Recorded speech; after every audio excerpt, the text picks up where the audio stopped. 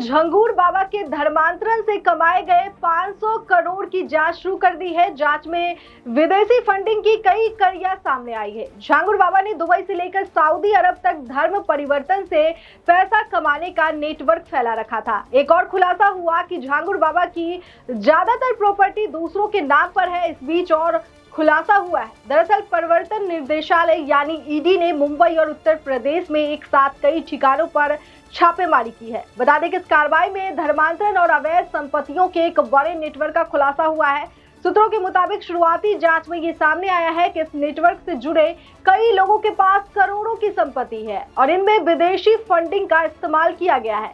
ED अधिकारियों के मुताबिक शहजाद शेख नामक व्यक्ति के बैंक खातों में लगभग 2 करोड़ रुपए का लेन देन सामने आया है। ये पैसा नवीन रोहरा उर्फ जमालुद्दीन के खाते में ट्रांसफर किया गया था, जो कि कथित तौर पर धर्मांतरण मामले का आरोपी है और झंगूर बाबा का करीबी सहयोगी बताया जा रहा है। ईडी ने बांद्रा स्थित शेख के आवास पर छापा मारा और उनसे पूछताछ भी की। छापेमारी के दौरान प्रॉपर्टी पेपर्स, दस्तावेज और कई सरकारी रसीदें भी बरामद की गई। बता दें कि जांच में यह भी सामने आया है कि शहजाद शेख ने अपनी पत्नी नजरीन के नाम पर मुंबई के बांद्रा इलाके में एक फ्लैट खरीदा है, जिसका रजिस्ट्रेशन जनवरी 2021 में हुआ था। इसके अलावा माहिम में एक और प्रॉपर्टी भी उनके नाम पर है। ईडी अब इस पूरे मामले में दुबई, सऊदी अरब और नेपाल जैसे देशों से आई विदेशी फंडिंग की भी जांच कर रही है। एजेंसी का मानना है कि इन पैसों का इस्तेमाल लैंड जिहाद के तहत प्रॉपर्टी खरीदने और धर्मांतरण के लिए किया जा रहा है। उधर उत्तर प्रदेश में भी ईडी और एटीएस ने कई ठिकानों पर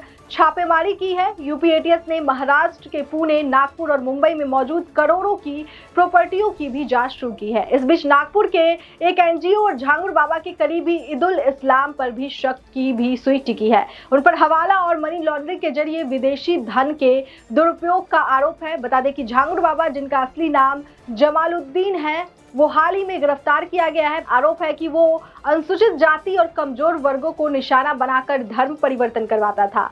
हम इस मामले पर नजर बनाए हुए हैं और जैसे ही कोई नई जानकारी आती है हम आपको सबसे पहले अपडेट करेंगे। फिलहाल के लिए इतना ही। बने रहिए लोकहित क्रांति न्यूज के साथ।